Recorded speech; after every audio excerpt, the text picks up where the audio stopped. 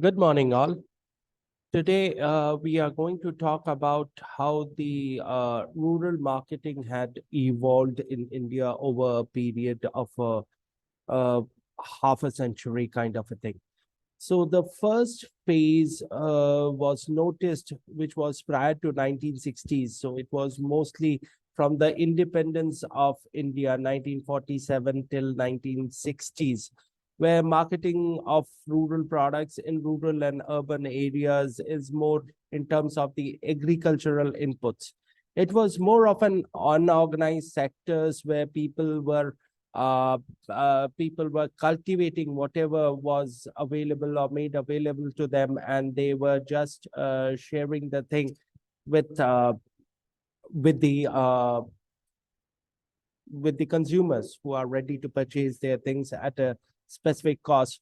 But since not lot of evolution had happened in the rural sectors, so the input as well as output in the rural sector was very less, and they didn't had much means to increase their output or the farm output, or how to look into maximizing their input into the output factor.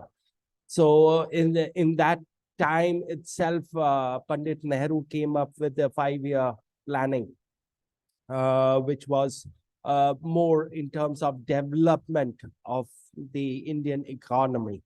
So the next phase was mostly seen between 1960s and 1980s, where all the kinds of revolution in terms of the scientific implementation of things within the within the rural sector was being seen. So things like Green Revolution, Chipko movement by Sundarlal Bahuguna, or the White Revolution being ushered by Amul, mostly by Amul, where we have seen a lot of milk being produced and being sourced to the different parts of the country, as well as in the farming sector, Green Revolution in terms of how to maximize the output from the same amount of field or the same area of field was looked into. Different farming techniques were put into place so that the farmers are able to increase their output. In a way, in some of the cases, the companies also came up to the farmers and helped them manage their resources and had some inputs for them so that they are able to share their thing, and uh, they share the technology and the know-how so that the farmers are able to increase their output per se. The third phase was in the between 1980s and 1990s.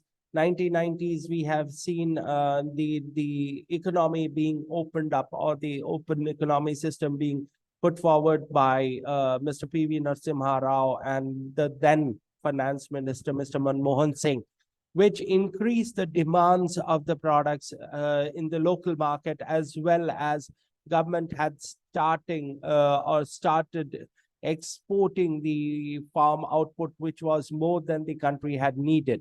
So there was an increased thrust on the rural sector, and local governance was mostly strengthened so that a lot of socio-economic progress happens in the country, in both terms of the sociology of the country as well as the economic aspects. The growths are being even visible in the consumables and durables which was being purchased in the rural sector by the farmer community or the rural community itself. So this was mostly possible because their income had increased because of different kind of revolutions which had happened in 1960s to 80s, as well as in the 1990s. The opening up of economy had increased the demand, which helped them increase their output or look into means of increasing their output.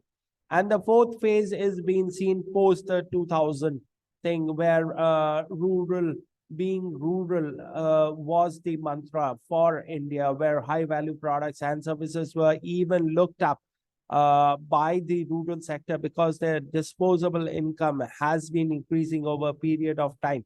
and they wanted to invest their money into more value kind of products, which would be more helpful to them in their daily lives.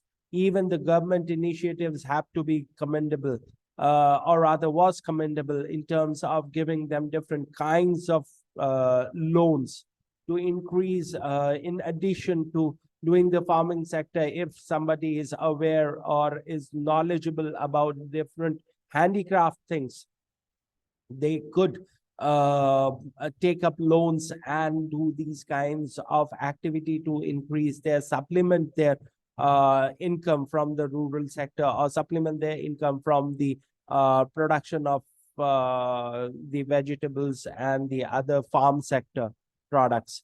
So the employment as well as rural infrastructure has been increasing over a period of time. Lot of initiatives have been taken by the government of late to increase the involvement of the rural youth into different employment schemes, as well as if they want to start any new kind of business, they would be able to do it from there, and which would help supplement their present income. And overall, it's a gain for both the government as well as the people living in the rural sector. Thank you.